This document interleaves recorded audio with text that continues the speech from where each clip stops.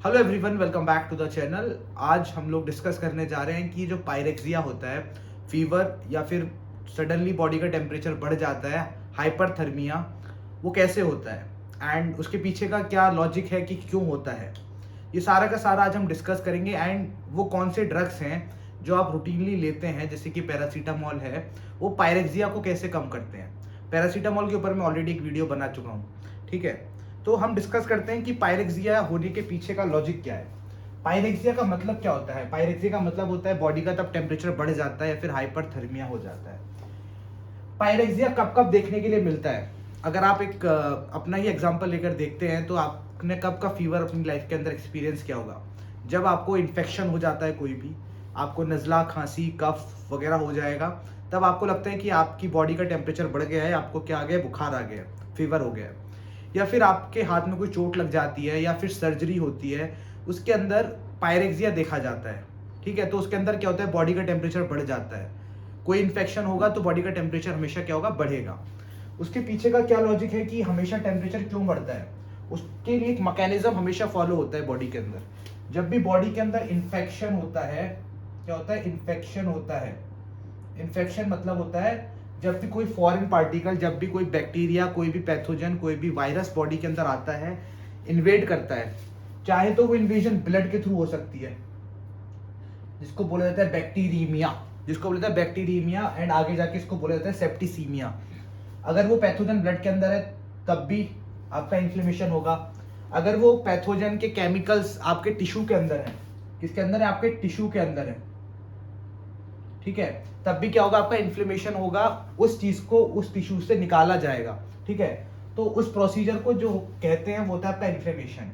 सो अगर मैं इन्फ्लेमेशन को डिफाइन करता हूं तो इन्फ्लेमेशन आपकी बॉडी का नॉर्मल एक मैकेनिज्म है एक्शन का, जो कि बेसिकली चाहता है कि बॉडी के जितने भी पैथोजन है या फिर फॉरेन पार्टिकल्स हैं जो कि बॉडी को हार्म कर सकते हैं, उनके अगेंस्ट आपकी बॉडी जो है फाइट करती है।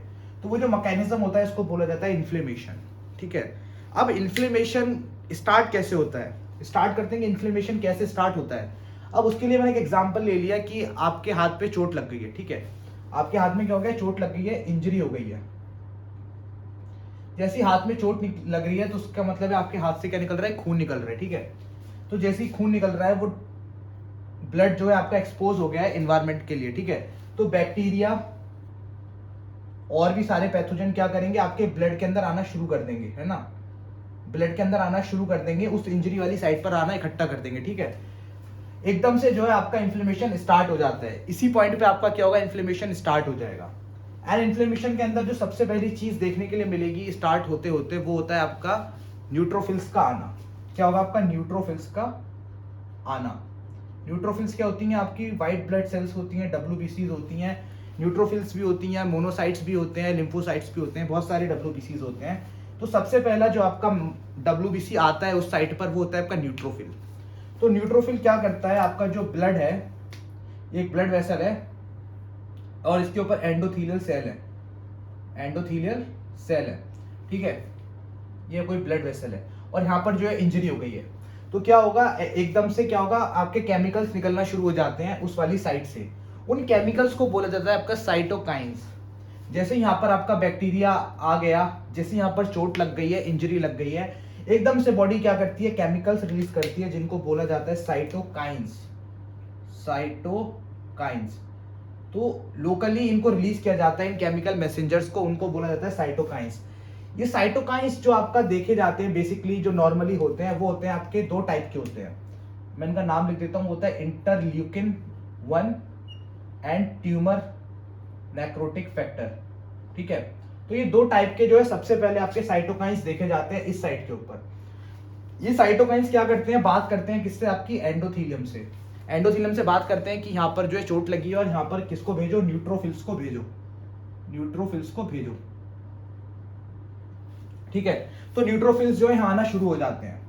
लेकिन उससे पहले साइटोकाइन क्या बोलते हैं एंडोथीलियम से कि तुम्हें जो थोड़ा श्रिंक होना पड़ेगा। तो क्या करते हैं, ये श्रिंक हो जाते हैं, ये आपस में आ जाते हैं, जिस वजह से एंडोथीलियल सेल के बीच में स्पेस हो जाती है, गैप बन जाता है। एंड ये न्यूट्रोफिल्स क्या करते हैं, माइग्रेट करते हैं। इसको बोला जाता है माइग्रेशन। ये अभी हम जो पढ़ रहे हैं वो बेसिकली छोटा सा एक रिव्यू है किसका, इन्फ्लेमेशन का। इन्फ्लेमेशन के ऊपर अगर हम पढ़ने बैठे तो बहुत ज़्यादा डिटेल में आपको जाना पड़ेगा। ये ज़रा सा मैंने आपको रिव्यू दिया है पायरेक्सिया समझने के लिए, ठीक है। तो ये सब क्या हो रहा है, आपका इन्फ्लेमेशन चल रहा है, ठीक है। तो आज की क्लास में हमें इतना याद नहीं रखना है। आज की क्लास में जो हमें याद रखना है और आज का जो वीडियो है उसमें जो इंपॉर्टेंट चीज़ है वो है आपका ये केमिकल्स, जिनको बोला जाता है आपका साइटोकाइंस। साइटोकाइंस, इन केमिकल्स को बोला जाता है साइटोकाइंस। तो साइटोकाइंस क्या होते हैं? सबसे पहले साइटोकाइंस ही वो केमिकल है जो इस पायरेक्सिया को कॉज कराएंगे, जो बॉडी के अंदर फीवर लाएंगे, यही वो केमिकल्स हैं। तो अगर मैं साइटोकाइंस को डिफाइन करता हूं तो साइटोकाइंस आपके बेसिकली प्रोटीन्स होते हैं जो कि काफी शॉर्ट लिव्ड होते हैं, मतलब वो बन के एकदम से खत्म हो जाते हैं। एंड कई बार ये लोकली एक्ट करते हैं, अपना इसी साइड पे आए और इसी साइड पे काम कर दिया। कई बार ये दूसरी साइड पर भी जाकर एक्ट करते हैं, ठीक है। तो साइटोकाइन क्या है? आपके प्रोटीन्स हैं, और उससे बढ़कर इनका काम क्या होता है, ये मैसेंजर होते हैं। क्या होते हैं? मैसेंजर। मैसेंजर मतलब ये सिग्नल लेके जाते हैं इन्फ्लेमेशन का सिग्नल लेके जाते हैं बॉडी के और सारे पार्ट्स पर कि इस साइड पर जो है आपका इन्फ्लेमेशन हो चुका है। तो ये साइटोकाइंस का क्या होता है, काम होता है। एंड आज जो हम साइटोकाइंस डिस्कस कर रहे हैं वो है interleukin 1 and TNF, tumour necrotic factor. ये बेसिकली केमिकल्स का नाम है जो सेल्स रिलीज करते हैं, ठीक है। अब इतनी बात अगर आपको समझ आ गई है तो आगे बढ़ते हैं। आगे हो क्या रहा है, ये जो आपके साइटोकाइंस है interleukin 1 and tumour necrotic factor, वो आपके ब्लड के अंदर बढ़ जाते हैं, ठीक है। अगर आपको छोटी मोटी कोई चोट लगी है तो आपको बुखार नहीं आता है, ठीक है, फीवर वगैरह नहीं फील करेंगे आप। लेकिन आपने नोटिस किया होगा कोई भी एनिमल अगर उसके अंदर कोई बड़ा इन्फेक्शन हो जाता है एंड अगर इंजरी हील नहीं होती है लंबे टाइम तक, तब जो है फीवर वगैरह देखने के लिए मिलता है। तो फीवर जो है आपका, पायरेक्सिया जो है वो क्रोनिक या फिर लॉन्ग स्टैंडिंग इन्फेक्शन के अंदर देखने के लिए मिलता है, ठीक है। ये बात आपको समझ आनी चाहिए पहले तो जैसे ही आपका इन्फेक्शन लॉन्ग स्टैंडिंग हो जाता है, क्रोनिक हो जाता है, उसके अंदर क्या होता है, आपका साइटोकाइंस का लेवल बहुत ज्यादा बढ़ जाता है। साइटोकाइंस का ब्लड का लेवल बहुत ज्यादा बढ़ जाता है। जैसे ही साइटोकाइंस का ब्लड का लेवल बढ़ जाता है तो साइटोकाइंस क्या करते हैं, आपके पूरी सिस्टमिक सर्कुलेशन के अंदर घूमने लगते हैं। किसके अंदर? सिस्टमिक सर्कुलेशन के अंदर घूमने लगते हैं। मतलब आपकी पूरी बॉडी के अंदर ये साइटोकाइंस फैल रहे हैं, interleukin 1 and tumour necrotic factor, ठीक है। जैसे ये ब्लड आपका हाइपोथैलेमस के पास जाता है, जैसे ये ब्लड आपका ब्रेन के अंदर एंट्री लेता है, तो ये साइटोकाइंस क्या करते हैं, अपना एक्शन दिखाते हैं हाइपोथैलेमस के ऊपर, ठीक है। किसके ऊपर दिखाते हैं? हाइपोथैलेमस के ऊपर अपना एक्शन दिखाते हैं। इससे पहले क्वेश्चन है कि साइटोकाइंस ब्लड ब्रेन बैरियर को क्रॉस करेंगे नहीं करेंगे? देखो, हमेशा ब्लड के चारों तरफ एक बैरियर बना रहता है। सेल्स जो होते हैं वो ब्रेन को एक तरह से सराउंड करके रखते हैं, जिससे कि कोई पैथोजन जो है ब्लड के थ्रू ब्रेन के अंदर ना घुसे, ठीक है। अगर ये आपका ब्रेन है तो ब्रेन के चारों तरफ क्या होता है, एक बैरियर होता है, और यहाँ पर क्या होता है, आपका ब्लड, जिससे कोई भी चीज ब्रेन के अंदर ना जाए, ठीक है। तो ये होता है आपका ब्लड ब्रेन बैरियर। तो क्वेश्चन ये है कि ये साइटोकाइंस इसको क्रॉस करेंगे नहीं करेंगे? साइटोकाइंस जो है इसको क्रॉस नहीं करेंगे। Cytokines will not cross blood brain barrier, okay. तो ट्रिक ये है कि अभी साइटोकाइंस अगर ब्लड ब्रेन बैरियर को क्रॉस नहीं करते तो वो हाइपोथैलेमस को कैसे अफेक्ट करेंगी। हाइपोथैलेमस जो कि यहाँ पर आपका मेजर रोल प्ले करने वाला है पायरेक्सिया के लिए। हाइपोथैलेमस आपका ब्रेन का ही पार्ट होता है, ठीक है, जो कि रोल प्ले करने वाला है आपका पायरेक्सिया के लिए। तो हाइपोथैलेमस जो है ब्रेन का ही पार्ट है, लेकिन हाइपोथैलेमस के कुछ पार्ट्स होते हैं जो कि कवर्ड नहीं होते पूरी तरह से ब्लड ब्रेन बैरियर से, ठीक है। तो वो जो पार्ट होते हैं वो एक्सपोज होते हैं ब्लड से, और साइटोकाइंस जो है हाइपोथैलेमस के उन्हीं पार्ट्स को क्या करता है, अफेक्ट करता है, उन्हीं पार्ट पर जाकर अपना फंक्शन दिखाता है, ठीक है। तो हाइपोथैलेमस आपको पता होना चाहिए, आपका जो है मास्टर ग्लैंड होता है बॉडी के अंदर, ठीक है। हाइपोथैलेमस का काम बहुत ज्यादा क्रूशियल होता है बॉडी के अंदर। हाइपोथैलेमस आपका बॉडी का टेम्परेचर मेंटेन करता है। हाइपोथैलेमस आपका हंगर को मेंटेन करता है कि आपको कब खाना खाना है एंड कब आपका पेट भर चुका है, हंगर को मेंटेन करता है। सैटिस्फैक्शन को मेंटेन करता है। सैटिस्फैक्शन मतलब होता है आपकी तो भूख पूरी हो जाती है। एंड इसके बाद आपका जो एंगर होता है, आपका जो खुशी होती है, आपके जो मूड स्विंग्स होते हैं, वो सारा का सारा ये ब्रेन का छोटा सा पार्ट हाइपोथैलेमस कंट्रोल करता है। तो अब हम बात करते हैं टेम्परेचर की। फिजियोलॉजिकली जो देखा जाता है बॉडी के अंदर, वो जो टेम्परेचर होता है वो होता है 37 डिग्री सेल्सियस। तो हाइपोथैलेमस क्या करता है, अपने आप को सेट करके रखता है। हाइपोथैलेमस एक टेम्परेचर सेट करता है, वो होता है 37 डिग्री सेल्सियस। जैसे ही टेम्परेचर कम होगा बॉडी का तो हाइपोथैलेमस चाहेगा कि वो टेम्परेचर बॉडी का बढ़ा दे, एंड अगर वो बढ़ जाएगा तो हाइपोथैलेमस क्या करेगा, टेम्परेचर को कम करेगा।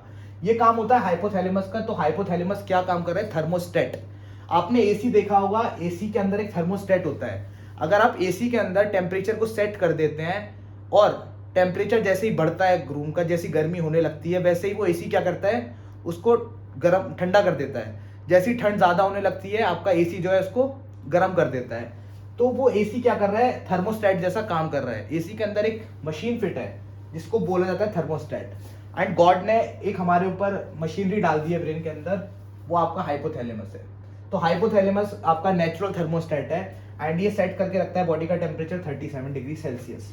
अब पैथोलॉजी क्या है, आपका जो साइटोकाइंस है ये हाइपोथैलेमस के पास जाते हैं, एंड इसके कुछ सेल्स होते हैं जिनसे ये बोलते हैं कि आपको सिग्नल दे रहे हैं हम लोग, बॉडी के अंदर इन्फ्लेमेशन है। क्या है, बॉडी के अंदर इन्फ्लेमेशन है। तो इन्फ्लेमेशन का सिग्नल जाता है हाइपोथैलेमस के पास, और हाइपोथैलेमस केमिकल रिलीज करता है जिसका नाम होता है प्रोस्टाग्लैंडिन E2। ठीक है, प्रोस्टाग्लैंडिन E2 को सिक्रीट करता है, एंड ये प्रोस्टाग्लैंडिन E2 इस वाले थर्मोस्टेट वाले टेम्परेचर को चेंज करके बढ़ा देते हैं। मे बी 40 तो बहुत ज्यादा टेम्परेचर हो जाता है, ठीक है, मान लीजिए 38 या फिर 39 डिग्री सेल्सियस पे इसको रीसेट कर देते हैं। मतलब आपका जो थर्मोस्टेट था आपने उसका टेम्परेचर चेंज करके 39 डिग्री सेल्सियस कर दिया। अब आपके हाइपोथैलेमस में एक सिग्नल चला गया है कि बॉडी का टेम्परेचर 39 डिग्री सेल्सियस रहना चाहिए, ठीक है।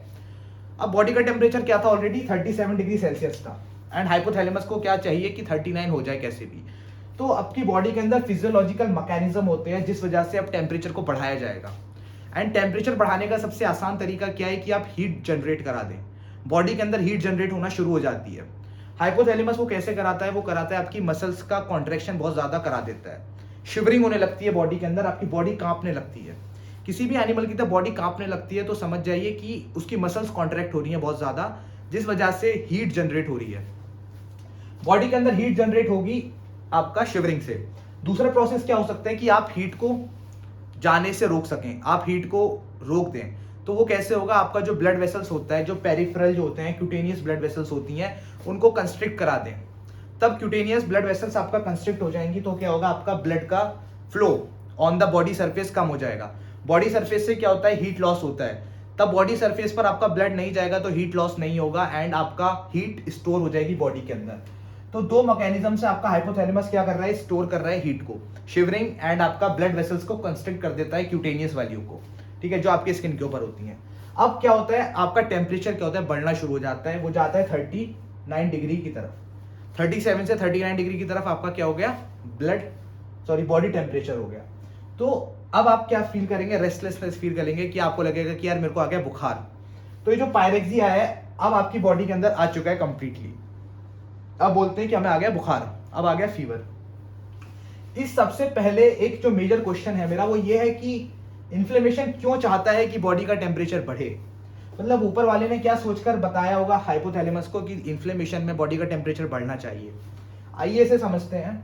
आपकी जो बॉडी होती है उसके अंदर जो नॉर्मल टेम्परेचर होता है वो 37 डिग्री सेल्सियस होता है, एंड नेचर के अंदर मोस्ट ऑफ द आपके जो बैक्टीरिया होते हैं, वायरस होते हैं, पैथोजेंस होते हैं, वो फेवरेबल जो टेम्परेचर होता है वो 37 डिग्री सेल्सियस उनका रहता है।